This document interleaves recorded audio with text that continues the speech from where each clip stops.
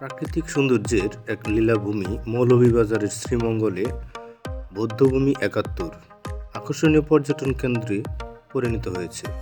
কিন্তু এই বৌদ্ধভূমি ৭১-এ রয়েছে করুণ এক কাহিনী, যা মুক্তিযুদ্ধের সময় মানুষ তার কঠিন এই পরিস্থিতির মোকাবেলা করেছে।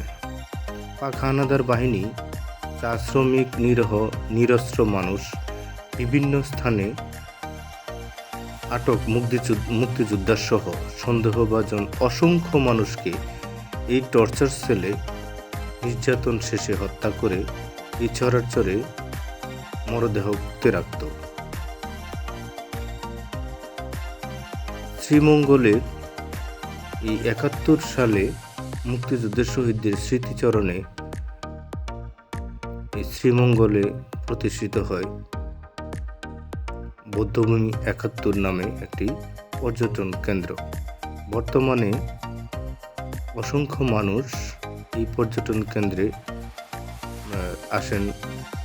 এই পর্যটন কেন্দ্রের ইতিহাস, ঐতিহ্য এবং তার করুণ এই কাহিনী, ৭১-এর যে মুক্তিযুদ্ধে মানুষ কী করুণ পরিস্থিতির মধ্যে দিয়ে অতিবাহিত করেছে এবং পাক হানাদার বাহিনীরা কিভাবে এই নিরস্ত্র বাঙালিদের উপর অত্যাচার করেছে, সেই স্মৃতিস্বরূপ এখানকার মুক্তিযোদ্ধারা এবং বিজিবির তত্ত্বাবধানে এখানে এই বৌদ্ধভূমি সংরক্ষিত স্থান হিসেবে জনগণের জন্য অবশ্যই এটা বর্তমানে উন্মুক্ত আছে। এখান থেকে মানুষ ইতিহাস, ঐতিহ্যের এই তথ্যগুলো জানতে পারে।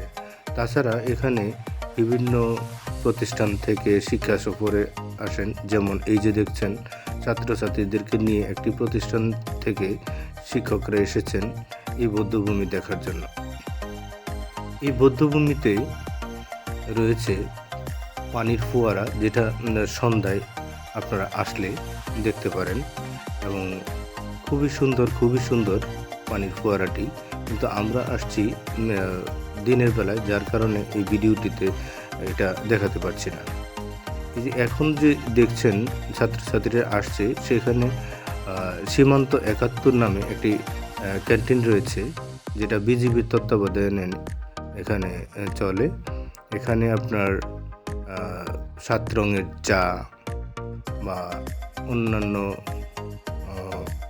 ফুড আইটেম পাওয়া যায়, যেখানে বিজিবিরাই তত্ত্বাবধান করে।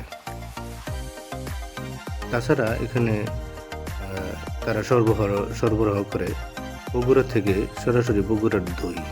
আমরা বগুড়ার দই খেয়েছিলাম। এখানে প্রতি ক্যান তারা 40 টাকা করে রাখে।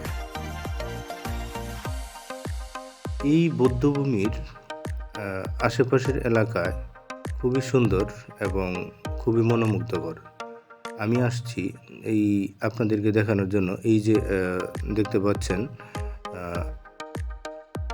পানির ফোয়ারার কাছে আমি আছি এই মুহূর্তে। এই দেখেন পানির ফোয়ারা এবং এই আশেপাশের এই দৃশ্যগুলো খুবই মনোমুগ্ধকর এবং স্মৃতি বিজড়িত এলাকা। এই যে এলাকা দেখছেন, এই যে দেখছেন, সেটা হলো বিজিবির তত্ত্বাবধানে ক্যান্টিন, যেখানে আপনি স্ন্যাক্স গ্রহণ করতে পারবেন।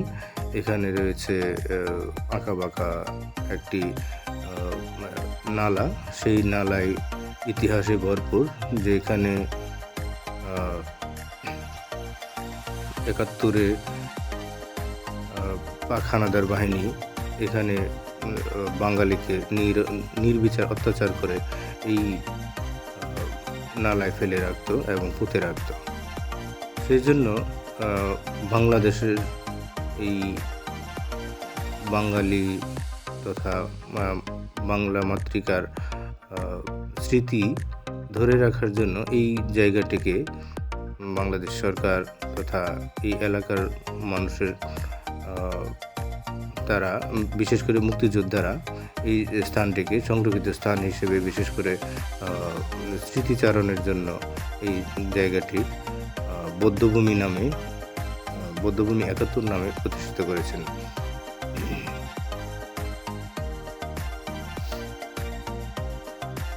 এখানে এখন তত্ত্বাবধান করেন বিজিবির পক্ষ থেকেই তারা তত্ত্বাবধান করে থাকেন। এই যে আমার সামনে দেখছেন, আমার সামনে একটি প্রতিকৃতি রয়েছে। এটা মুক্তিযুদ্ধের একটি স্মৃতি বিজড়িত একটা প্রতিকৃতি। এই যে আমার সামনে দেখছেন সেটা স্মৃতি ফলকের পাশেই একটি রাস্তা, এবং এটা হলো মাঠ। এই যে এখন আমি যে মাঠ দিয়ে হেঁটে যাচ্ছি, সামনে দেখতে পাচ্ছেন যে স্মৃতিফলক, সেটাই এই বৌদ্ধভূমির এই স্মৃতিফলক। এই যে পাশে দেখতে পাচ্ছেন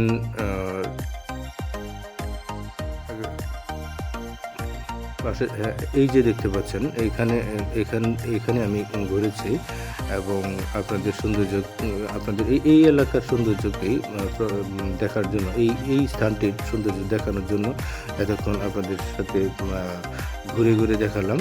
এবং এই যে দেখছেন সেটা হলো এই বৌদ্ধভূমির মাঠ। এই একটি ছোট্ট একটা এরিয়া, এই এরিয়ার মধ্যেই এই এরিয়াটুকুই বৌদ্ধভূমির একটা আবৃত এরিয়া হিসেবে বিজিবির তত্ত্বাবধানে এটি রাখা হয়েছে এবং এটি সকলের জন্য উন্মুক্ত। এই যে শিক্ষার্থীরা আসছেন এখানে শিক্ষা সফরে একটা প্রতিষ্ঠান থেকে, আমরা দেখছি কত সুন্দর দেখুন, এবং তারাও এই ইতিহাস ঐতিহ্যের যে বিষয়গুলো সেটা তারা এখান থেকে জানতে পারবে।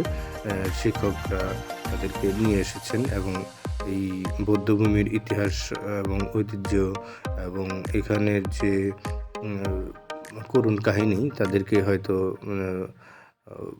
পরবর্তী প্রজন্মের ধারক বাহক হিসেবে তাদেরকে শিখাবেন এবং তাদেরকে জানাবেন। এই জ্ঞান অর্জনের জন্য মূলত আসা, ৭১কে মনে রাখার জন্য, বাংলাদেশের এই যে স্বাধীনতার যুদ্ধে যে শহীদ যারা আছেন এবং নির্যাতিত জনতা, যাদেরকে পাক হানাদার বাহিনী তারা নির্বিচারে হত্যা করে এখানে পুঁতে রেখেছিল, এই জায়গাটি মূলত এখানে বৌদ্ধভূমি ৭১ নামে পরিচিত। এটা হলো শ্রীমঙ্গল, এই শ্রীমঙ্গলের বৌদ্ধভূমি ৭১। এখন আপনাদেরকে দেখাবো এই যে যারা ৭১-এ শহীদ হয়েছেন এবং যাদেরকে পুঁতে রাখা হয়েছিল, পাক হানাদার বাহিনী যাদেরকে পুঁতে রেখেছিল, তাদের স্মরণে নির্মিত এই যে দেখেন একটি স্মৃতি বিজড়িত এলাকা আপনারা দেখতে পাচ্ছেন। ধন্যবাদ সবাইকে সাথে থাকার জন্য। আবারও দেখা হবে, সে পর্যন্ত ভালো থাকুন, সুস্থ থাকুন এবং আমাদের সঙ্গেই থাকুন। আমার চ্যানেলটিকে সাবস্ক্রাইব করে রাখুন, নরসিংদীর তাজ নামের চ্যানেলটিকে সাবস্ক্রাইব করে রাখুন এবং ধন্যবাদ।